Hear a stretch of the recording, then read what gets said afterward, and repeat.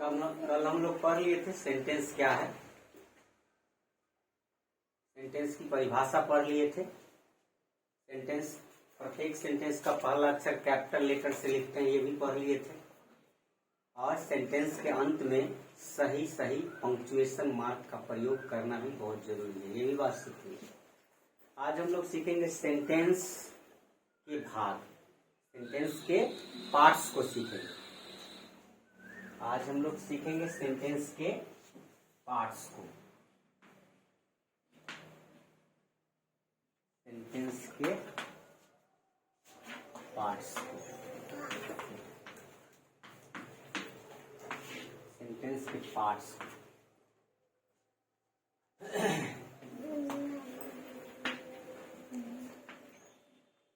Sentence के दो भाग हैं। सेंटेंस के दो भाग यानी क्या, पार्ट्स।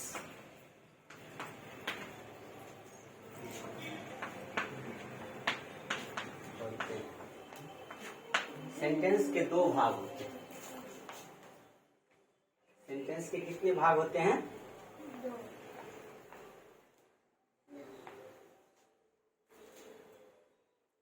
सेंटेंस के दो भाग होते हैं। पहला का नाम है सब्जेक्ट, इसको हिंदी में कहते हैं उद्देश्य। क्या कहते हैं? उद्देश्य। और दूसरा क्या है? प्रीडिकेट। दूसरा क्या है? प्रीडिकेट।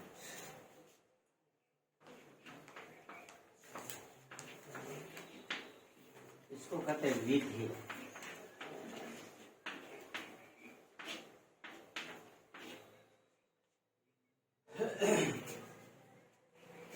सेंटेंस के दो भाग होते हैं। सेंटेंस के दो भाग होते हैं, सब्जेक्ट और प्रीडिकेट। तो सब्जेक्ट किसको कहते हैं पहले हम लोग समझ लेते हैं, उसके बाद लिखेंगे। जिसके बारे में कुछ कहा या बतलाया जाए उसे उस वाक्य का सब्जेक्ट कहते हैं। जैसे एग्जाम्पल लेते हैं कि पंखा नया है, तो किसके बारे में बात हो रही है? पंखा के बारे में। तो पंखा हो गया वाक्य का subject. The fan is new, यहां पर फैन हो गया सब्जेक्ट। हम कहें कि दीवार साफ है, तो किसके बारे में बात हो रही? दीवार के बारे में। तो दीवार हो गया सब्जेक्ट, कोई दिक्कत? पेंसिल उजला है, पेंसिल उजला है, the pencil is white, the pencil हो गया सब्जेक्ट। तो जिसके बारे में हम बात करें, जिसकी चर्चा करें, उसे ही उस वाक्य का सब्जेक्ट कहते हैं। कोई दिक्कत? इसको हम लिख सकते हैं, क्या लिख सकते हैं? About which something is said, something is said. लिखे कि अबाउट व्हिच, यहां पर एक अबाउट व्हिच, अबाउट माने के बारे में, व्हिच माने जिसके बारे में। यहाँ व्हिच माने जिस, अबाउट माने के बारे में, जिसके बारे में। किसके बारे में? जिस किसी के बारे में, जिसके बारे में। व्हिच माने जिस, अबाउट माने के बारे में, जिसके बारे में। समथिंग इज सेड, कुछ कहा या बतलाया जाए, उसी को क्या कहा जाता है? समथिंग माने कुछ, इज सेड माने कहा जाता है। जिसके बारे में कुछ कहा जाता है या बतलाया जाता है, उसे ही क्या कहते हैं? क्या कहते हैं? सब्जेक्ट कहते हैं। अबाउट व्हिच माने जिसके बारे में समथिंग इज सेड, कुछ कहा या बतलाया जाता है, उसी को क्या कहते हैं? सब्जेक्ट कहते हैं। कोई दिक्कत? यहाँ पर हमने नहीं लिखा, इसमें और कुछ जोड़ने की जरूरत थी, लेकिन हमने इसको छोटा करके संक्षेप में लिखा। About which something is said, जिसके बारे में कुछ कहा या बतलाया जाए, उसी को कथी कहते हैं? क्या कहेंगे? सब्जेक्ट कहेंगे। यहाँ सब्जेक्ट लिखा हुआ, तुम सब्जेक्ट को फिर से क्यों लिखें? लिखने की क्या जरूरत है? जैसे एग्जाम्पल लेते हैं कि the fan is new, the fan is new. तो यहाँ पर किसके बारे में बात करें हम? फैन के बारे में। तो द फैन हो गया सब्जेक्ट। कोई दिक्कत? कोई दिक्कत नहीं। एक और एग्जाम्पल लेते हैं। और क्या example? The book is new. The book is new. The book हो गया सब्जेक्ट। कोई दिक्कत? किसान मेहनती होते हैं। Farmers are laborious. तो फार्मर्स हो गया सब्जेक्ट। कोई दिक्कत? तो सब्जेक्ट समझने में किसी को कोई दिक्कत? तो जिसके बारे में कुछ कहा या बतलाया जाए उसे उस वाक्य का सब्जेक्ट करें। ठीक है? जैसे किसान मेहनती होते हैं, फार्मर्स आर लेबोरियस, तो फार्मर्स हो गया सब्जेक्ट। सिंह बहादुर होता है, द लायन इज ब्रेव, तो द लायन हो गया सब्जेक्ट। कोई प्रॉब्लम नहीं। चलिए अब हम लोग चलते हैं प्रीडिकेट। प्रीडिकेट किसको कहते हैं? तो what is said about the subject. What is said about the subject. What मतलब जो कुछ, व्हाट मतलब जो, इज सेड। फिर से लिखते हैं इसको, what is said about the subject.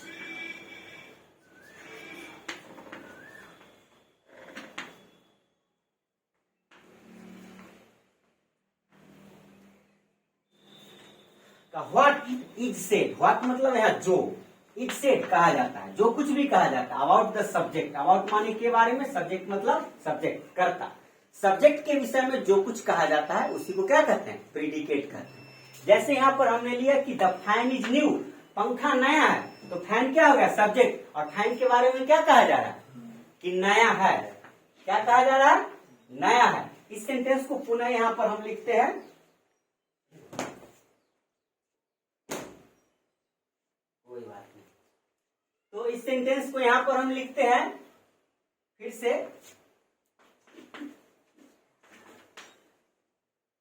The fan is new. The fan is new. तो द फैन हम ऑलरेडी समझ चुके हैं कि क्या है? सब्जेक्ट। ठीक है? और फैन के बारे में क्या कहा जाए? सब्जेक्ट के विषय में जो कुछ भी बोला जाएगा उसी को क्या कहेंगे? प्रीडिकेट। तो द फैन, फैन क्या है? सब्जेक्ट। और फैन के बारे में क्या कहा जाए? कि नया है। तो नया है, ये इज न्यू, प्रीडिकेट। कोई दिक्कत? और सेंटेंस लिखते हैं, फार्मर्स आर लेबोरियस।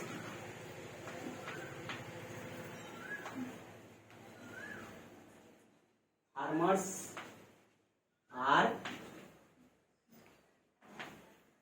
लेबोरियस। तो किसके बारे में बात हो रही है यहाँ पर? फार्मर्स के बारे में। तो फार्मर्स क्या हो गया? सब्जेक्ट। बोलिए, फार्मर्स क्या हुआ? सब्जेक्ट हुआ। और फार्मर के बारे में क्या कहा जा रहा है? कि किसान मेहनती होते हैं। तो आर लेबोरियस क्या हो गया? कोई दिक्कत? तो सब्जेक्ट और प्रीडिकेट समझने में किसी को कोई दिक्कत है? फिर से एक बार समझ ले ऊपर से। Try to understand once again. फिर से हम लोग समझने की कोशिश करते हैं एक बार। आज हम लोग पढ़ रहे हैं सेंटेंस के पार्ट्स को, सेंटेंस के भाग को। तो सेंटेंस के दो भाग होते हैं, दो पार्ट्स होते हैं, सब्जेक्ट और प्रीडिकेट। सब्जेक्ट को उद्देश्य, कहीं कहीं इसको कर्ता भी कहते हैं। क्या कहते हैं? कर्ता। तो सब्जेक्ट किसको कहेंगे? About which something is said. About which माने, अबाउट व्हिच मतलब जिसके, व्हिच मतलब जिस, अबाउट मतलब के बारे में, जिसके बारे में, समथिंग इज सेड कुछ कहा जाता है, उसे ही क्या कहते हैं? सब्जेक्ट कहते हैं। जिसके बारे में कुछ कहा जाता है या बतलाया जाता है उसी को सब्जेक्ट कहते हैं। जैसे मैंने एग्जांपल लिया कि द फैन इज न्यू, तो द फैन, यहाँ पंखा के बारे में बात कर रहे हैं तो फैन हो गया सब्जेक्ट। और द बुक इज न्यू, तो बुक के बारे में बात कर रहे हैं तो बुक हो गया सब्जेक्ट। एस, सब्जेक्ट के लिए एस लिखते हैं। और प्रीडिकेट किसको कहते हैं? तो व्हाट इज सेड, व्हाट मतलब है क्या नहीं, व्हाट मतलब जो, व्हाट मतलब जो, इज सेड, जो इज मतलब है, सेड मतलब कहा जाता है, जो कहा जाता है। व्हाट मतलब जो, सेड मतलब कहा जाता है, इज मतलब है कहा जाता है, जो कहा जाता है। अबाउट द सब्जेक्ट, सब्जेक्ट के बारे में जो कुछ कहा जाता है उसे ही क्या कहते हैं? Predicate correct. जैसे जैसे क्या, द फैन इज न्यू, तो फैन हो गया, द फैन हो गया सब्जेक्ट, और सब्जेक्ट के बारे में क्या कहा जा रहा है, पंखा क्या है, तो नया है, तो नया है इज न्यू, प्रीडिकेट। फिर किसान मेहनती होते हैं, फार्मर्स आर लेबोरियस, तो फार्मर्स हो गया सब्जेक्ट, आर लेबोरियस हो गया प्रीडिकेट। कोई दिक्कत यहां तक समझने में, कोई दिक्कत?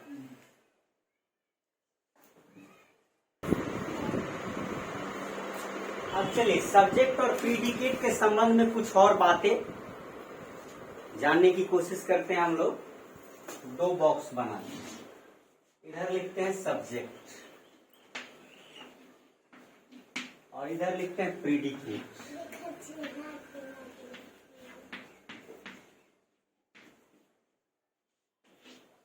सब्जेक्ट और प्रीडिकेट। तो सब्जेक्ट वाले हिस्सा में सब्जेक्ट हमेशा क्या होगा, नाउन या प्रोनाउन होगा। ध्यान दीजिए सवाल में, सब्जेक्ट हमेशा क्या होगा, या तो कोई नाउन होगा या क्या होगा, प्रोनाउन होगा। सब्जेक्ट क्या होगा, कोई नाउन या तो कोई नाउन होगा सब्जेक्ट के स्थान पर, या क्या होगा, प्रोनाउन होगा। यही दो चीज हो सकता है। सब्जेक्ट एक शब्द का हो सकता है, एक शब्द का हो सकता है, या एक से ज्यादा का, या एक से ज्यादा का भी, ज्यादा का भी मतलब एक से अधिक शब्द का भी हो सकता है। और प्रीडिकेट याद रखना है, प्रीडिकेट वाले भाग में कोई ना कोई वर्ब जरूर होगा। प्रीडिकेट वाले भाग में क्या होगा, कोई ना कोई वर्ब जरूर होगा। प्रीडिकेट वाले भाग में क्या होगा, वर्ब अवश्य होगा। प्रीडिकेट वाले भाग में वर्ब अवश्य होगा। और प्रीडिकेट भी क्या हो सकता है, एक शब्द का हो सकता है, या ज्यादा का, या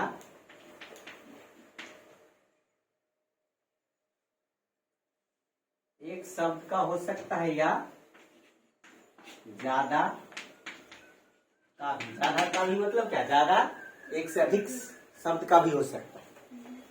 प्रीडिकेट, एक प्रीडिकेट वाले भाग में वर्ब अवश्य रहेगा। प्रीडिकेट वाले भाग में वर्ब अवश्य रहेगा। प्रीडिकेट एक शब्द का हो सकता है या एक से अधिक शब्द का हो सकता है। प्रीडिकेट वाले भाग में वर्ब के अतिरिक्त और वर्ड्स, नाउन, प्रोनाउन और अन्य वर्ड्स रह सकते हैं। चलिए इसको समझ लिए, फिर इसको साफ करते हैं।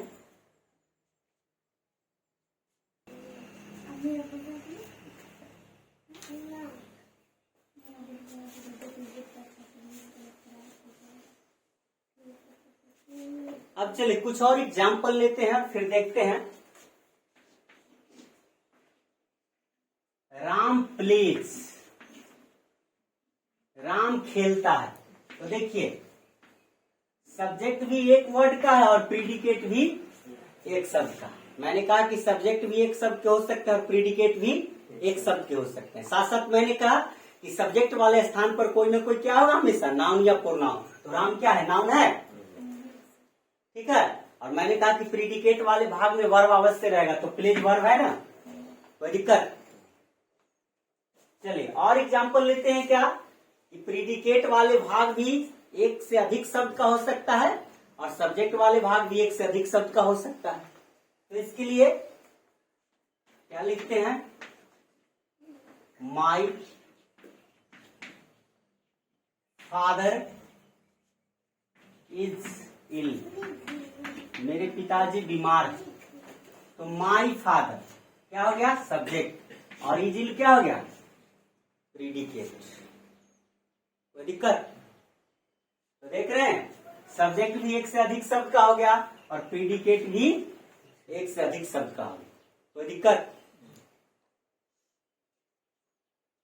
तो देखिए इसमें मैंने कहा कि प्रीडिकेट वाले भाग में वर्ब अवस्था रहेगा। तो देख रहे हैं इसमें एक वर्ब है कि नहीं, और वर्ब के अलावा adverb, preposition, conjunction, interjection, adjective और चीज रह सकते हैं। कोई दिक्कत? और इसको बड़ा करें और एग्जाम्पल बोलिए।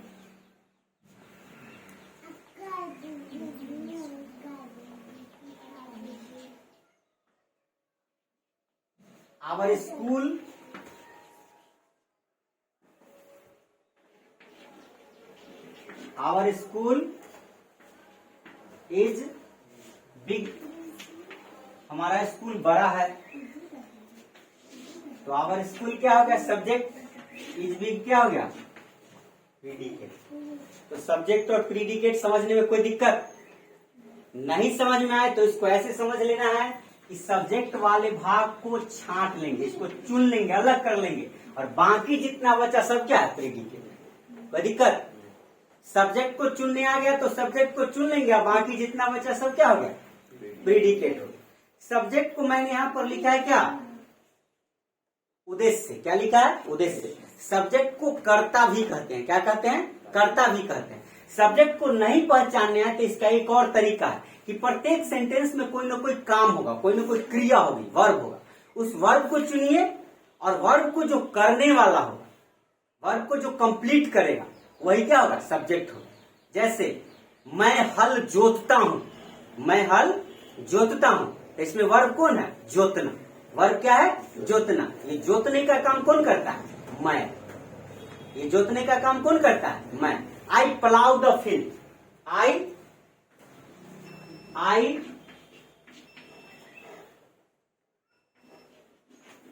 Plough the field.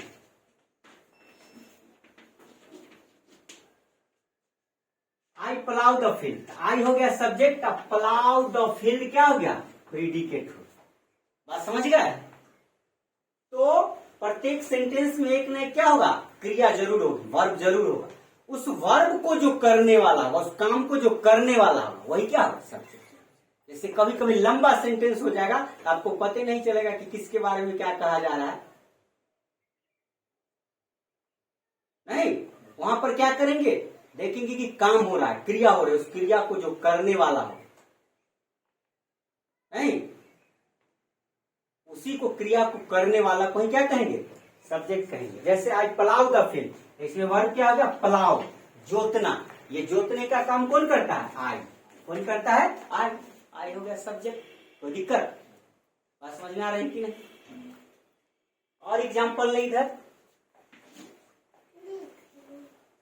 She sings,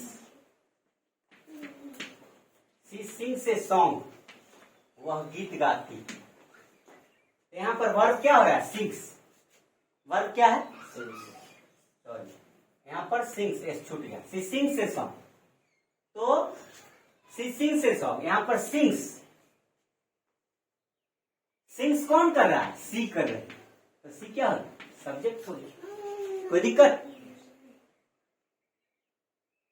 भिखारी भीख मांग रहे हैं। Beggars are begging, beggars are begging. तो बेगिंग, ये बेगिंग का काम कौन कर रहा है? भीख मांगने का, बेगर। तो बेगर हो गया सब्जेक्ट। कोई दिक्कत? किसान खेत में काम कर रहे हैं, इसमें वर्ब क्या है? काम करना। काम कौन कर रहा है? फार्मर, किसान। किसान हो गया सब्जेक्ट। पहचाने आ गया? उसने एक बाघ मारा, उसने एक बाघ मारा। He killed a tiger, he killed a tiger। इसमें वर्ब क्या है? किल्ड। किल्ड क्या है? वर्ब। सिंग्स क्या है? वर्ब। ये किल्ड कौन कर रहा है? ही। टाइगर को कौन किल्ड किया? ही हो गया सब्जेक्ट। कोई दिक्कत? तो ये हो गया सब्जेक्ट। और यहां तक क्या हो गया? प्रीडिकेट। यहां तक क्या हो गया? वर्ब। वर्ब और पूरा को हम कह दे तो क्या हो जाएगा? पूरा क्या हो जाएगा? प्रीडिकेट। कोई दिक्कत? तो सब्जेक्ट और प्रीडिकेट समझने में किसी को कोई दिक्कत है? नहीं ना? चलिए आगे बढ़ते हैं। अब सब्जेक्ट और प्रीडिकेट के बाद सेंटेंस के पार्ट्स में आते हैं ऑब्जेक्ट। ऑब्जेक्ट किसको कहते हैं? चलिए आइए ऑब्जेक्ट को हम लोग देखते हैं। चलिए अब हम लोग पढ़ेंगे क्या? ऑब्जेक्ट। क्या पढ़ेंगे? ऑब्जेक्ट। ऑब्जेक्ट को हिंदी में क्या कहते हैं? कर्म। क्या कहते हैं? कर्म कहते हैं। ऑब्जेक्ट को हिंदी में कहते हैं कर्म। तो ऑब्जेक्ट की परिभाषा ले तो किताबी परिभाषा लिखा गया कि ट्रांजिटिव वर्ब के बाद आने वाले नाउन या प्रोनाउन को उस वर्ब का ऑब्जेक्ट कहते हैं। A noun or pronoun that comes after the verb. A noun or pronoun that comes after the verb. इसका परिभाषा आप लेना चाहे तो क्या परिभाषा लिखाएगा? A noun or pronoun. A noun or pronoun that comes after the verb. After the verb मतलब वह नाउन या प्रोनाउन जो वर्ब के बाद आता है उसी को क्या कहते हैं? ट्रांजिटिव वर्ब कहते हैं। क्या कहते हैं? सॉरी, ट्रांजिटिव वर्ब नहीं, ऑब्जेक्ट कहते हैं। ट्रांजिटिव वर्ब नहीं, ऑब्जेक्ट कहते हैं। ए नाउन और प्रोनाउन मतलब नाउन और मतलब अथवा या प्रोनाउन। संज्ञा या सर्वनाम दैट मतलब जो, कम्स मतलब आता है, आफ्टर मतलब के बाद, और वर्ब मतलब क्रिया। वह नाउन या प्रोनाउन जो वर्ब के बाद आता है, क्रिया के बाद आता है, उसी को क्या कहते हैं? ऑब्जेक्ट कहते हैं। जैसे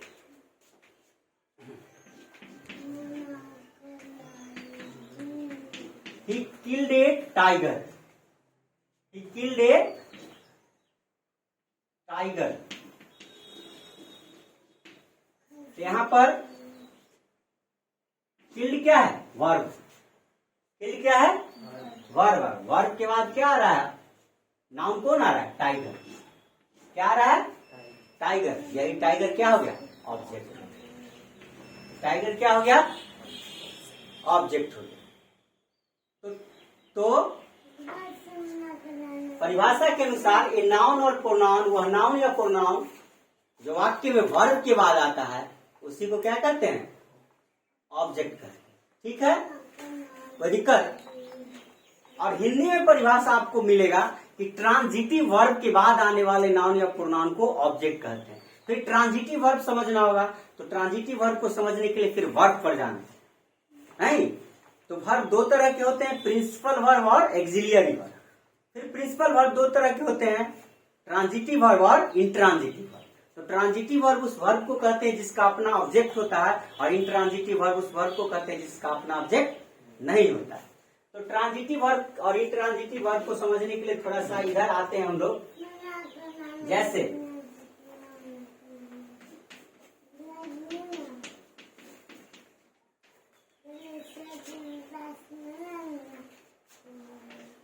he killed a tiger। तो देखिए यहाँ किल्ड के बाद ऑब्जेक्ट है टाइगर। यहाँ पर किल्ड क्या हो गया? टीवी। Transitive verb. क्यों? क्योंकि इसका अपना ऑब्जेक्ट है। लेकिन हम कहें सी लाफ्स, क्या लिखे? सी लाफ्स। तो सी लाफ्स, अब लाफ्स के बाद कोई नाउन प्रोनाउन है? नहीं ना है। तो इसी को क्या कहते हैं? Intransitive verb. I T, intransitive verb. कोई दिक्कत? आई टी नहीं, आई भी ना, इंट्रांजिटिव वर्ब। इसको कहते हैं ट्रांजिटिव वर्ब और इसको कहते हैं इंट्रांजिटिव। तो कहने का मतलब वर्ब के ठीक बाद अगर कोई नाउन प्रोनाउन आ जाए तो उस वर्ब को क्या कहेंगे? Transitive verb. अगर वर्ब के ठीक बाद कोई नाउन प्रोनाउन नहीं आए तो उस वर्ब को क्या कहेंगे? इंट्रांजिटिव। इसको कहते हैं सकर्मक क्रिया, इसको कहते हैं अकर्मक क्रिया। स माने हो और कर्म माने ऑब्जेक्ट। जिस वर्ब का अपना ऑब्जेक्ट हो उसको कहेंगे सकर्मक क्रिया, और जिस वर्ब का अपना ऑब्जेक्ट कोई ऑब्जेक्ट नहीं हो उसको कहेंगे अकर्मक क्रिया। लाफ्स का कोई नाउन प्रोनाउन है? नहीं। उसका क्या लिखे? ठीक है, यही दो एग्जाम्पल से समझ लेते हैं। तो हिंदी के परिभाषा के अनुसार, हिंदी में परिभाषा है कि ट्रांजिटिव वर्ब के बाद आने वाले नाउन या प्रोनाउन को उस वर्ब का ऑब्जेक्ट कहते हैं। तो ट्रांजिटिव वर्ब मतलब समझ गए? ट्रांजिटिव वर्ब का मतलब कि जिस वर्ब के ठीक बाद नाउन या प्रोनाउन हो तो उसी वर्ब को क्या कहते हैं, ट्रांजिटिव।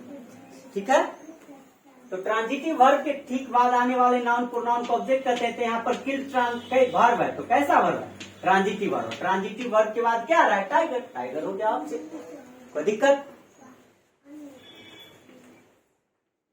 ओ बीजे चौक दीजिएगा।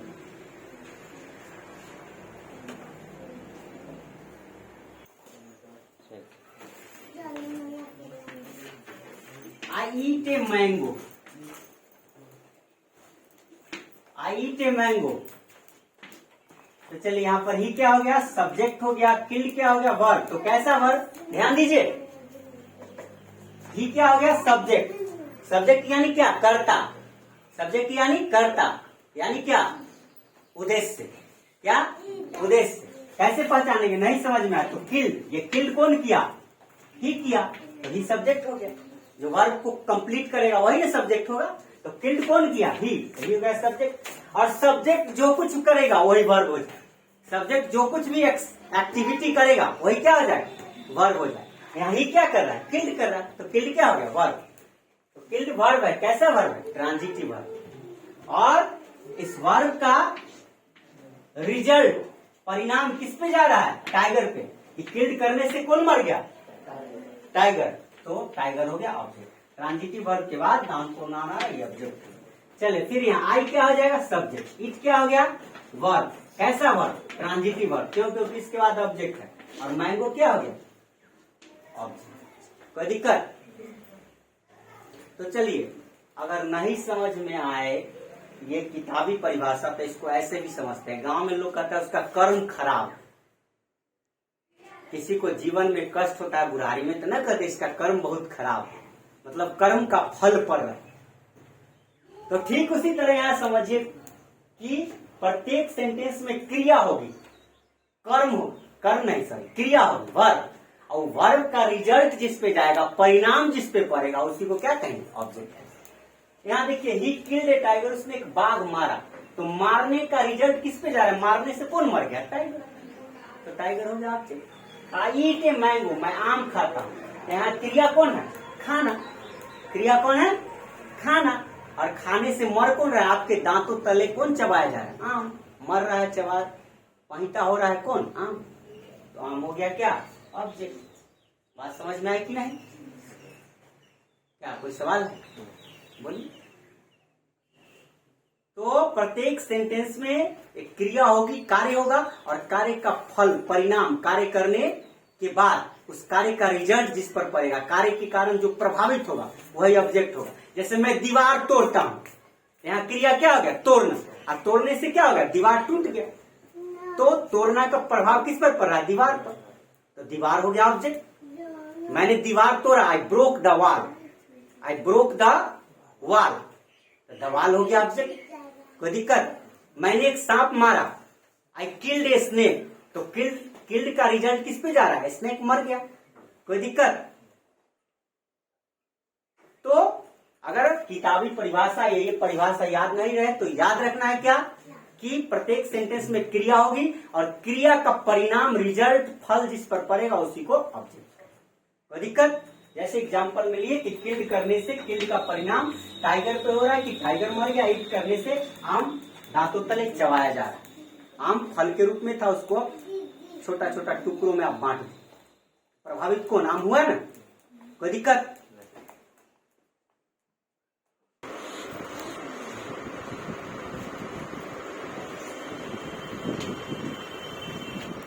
ऑब्जेक्ट, ऑब्जेक्ट दो तरह के होते हैं। ऑब्जेक्ट दो तरह के होते हैं, एक को कहते हैं इनडायरेक्ट ऑब्जेक्ट, इनडायरेक्ट ऑब्जेक्ट, और दूसरे को कहते हैं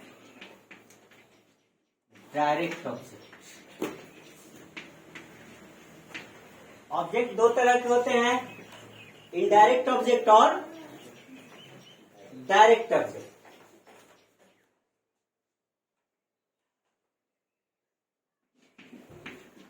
ये क्या होगा, प्राणी सूचक हो, प्राणी सूचक मतलब क्या, नहीं समझ में आया तो सजीव याद रखें। और ये क्या होगा, वस्तु सूचक होगा। वस्तु सूचक नहीं समझ में आया तो क्या, निर्जीव। तो इसमें समझना क्या है कि कभी कभी ट्रांजिटिव वर्ब के बाद दो ऑब्जेक्ट आते हैं, कभी कभी वर्ब के बाद दो ऑब्जेक्ट आते हैं। तो उसमें एक रहता है सजीव और एक रहता है निर्जीव, एक रहता है सजीव और एक रहता है निर्जीव। तो जो सजीव होगा उसको कहेंगे इनडायरेक्ट ऑब्जेक्ट और जो निर्जीव होगा उसको कहेंगे डायरेक्ट ऑब्जेक्ट। ऐसे भी समझना है, डी से डेड और डी से डायरेक्ट। जो डेड होगा, जो मरला हुआ होगा वो क्या होगा, डायरेक्ट, और जिंदा वाला क्या होगा, बचा, इनडायरेक्ट ही ना बचा, तो जिंदा वाला क्या हो जाएगा, इनडायरेक्ट। ऐसे भी समझ में नहीं आए तो इन माने हो, क्या हो, लाइफ। जिसमें लाइफ हो क्या हो गया, इनडायरेक्ट, और जिसमें लाइफ नहीं हो, जो डेड हो, डायरेक्ट। कोई दिक्कत? जैसे एक एग्जांपल लेते हैं कि he gave me A watch, he gave me A watch.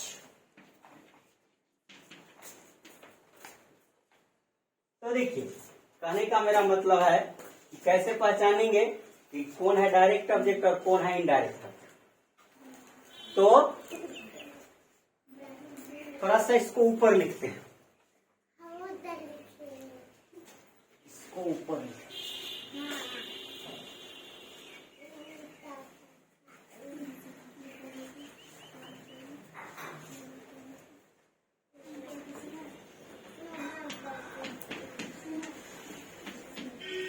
प्राणी सूचक,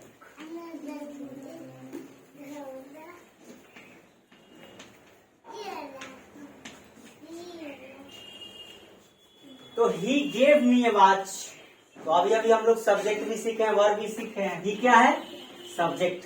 ही क्या है, सब्जेक्ट। गेव क्या है, वर्ब। कैसा वर्ब, ट्रांजिटिव वर्ब।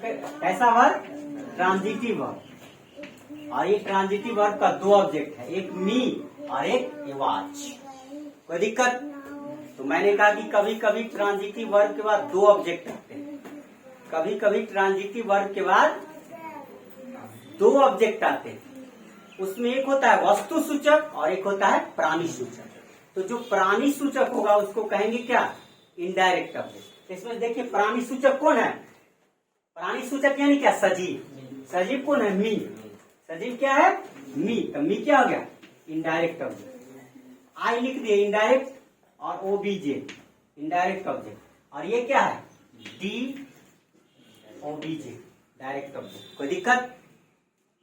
तो कभी कभी ट्रांजिटिव वर्ब के बाद देख रहे हैं यहाँ गेव ट्रांजिटिव वर्ब है, उसका दो ऑब्जेक्ट आएंगे, उसमें एक क्या होगा, सजीव होगा, एक निर्जीव होगा। तो जो सजीव होगा उसको कहेंगे इनडायरेक्ट ऑब्जेक्ट, जो निर्जीव होगा उसको कहेंगे डायरेक्ट। घड़ी सजीव है कि निर्जीव है, यहाँ मैंने लिखा वस्तु सूचक और ब्रैकेट में क्या लिख दिया, निर्जीव।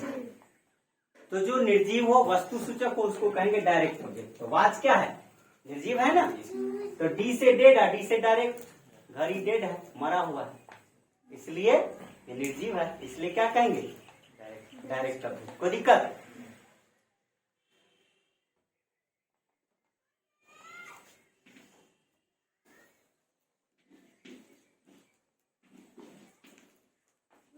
She gave me, she gave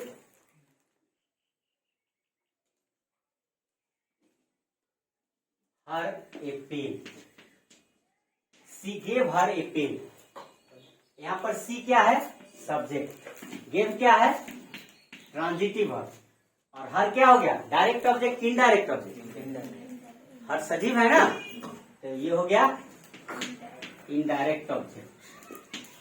और ये पेन क्या हो गया, डायरेक्ट ऑब्जेक्ट। कोई दिक्कत? तो कहने का मतलब कभी कभी ट्रांजिटिव वर्ब के बाद दो ऑब्जेक्ट आएंगे, उसमें एक सजीव होगा, एक निर्जीव होगा। जो वस्तु सूचक होगा उसको कहेंगे डायरेक्ट ऑब्जेक्ट और जो प्राणी सूचक होगा, सजीव होगा, उसको कहेंगे इनडायरेक्ट। कोई दिक्कत? बात समझ गए?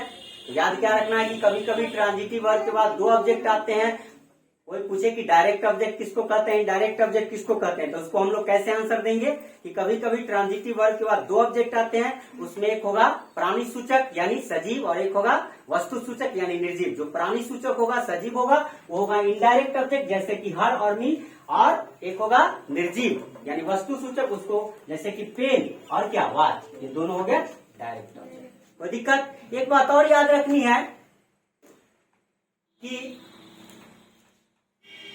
सेंटेंस में पहले इनडायरेक्ट ऑब्जेक्ट आता है, उसके बाद डायरेक्ट ऑब्जेक्ट आता है। ठीक है, अक्सर वाक्य में पहले क्या आता है, इनडायरेक्ट ऑब्जेक्ट आता है और बाद में क्या आता है, डायरेक्ट। ठीक है, ये भी बात याद है। अब चलिए सवाल ये भी उठता है कि कभी कभी दोनों कहीं सजीव आ जाए या दोनों निर्जीव आ जाए, तो क्या करेंगे, एक के साथ कोई ना कोई प्रीपोजिशन लगा रहे, जिसके साथ प्रीपोजिशन लगा रहेगा वो क्या हो जाएगा, इनडायरेक्ट ऑब्जेक्ट हो जाएगा। वो आगे हम लोग पढ़ेंगे। ठीक है, अभी इतना ही याद रखिए, न तो ये याद रहेगा न वो याद रहेगा, इसलिए अभी इतना ही याद रखिए। ठीक है, आगे हम लोग पढ़ेंगे कि कभी कभी यदि दो ऑब्जेक्ट दोनों सजीव हो या दोनों निर्जीव हो तो कौन डायरेक्ट है कौन इनडायरेक्ट है, उसको कैसे समझेंगे अगले चैप्टर में, आगे बाद में उसको पढ़ेंगे। ठीक है।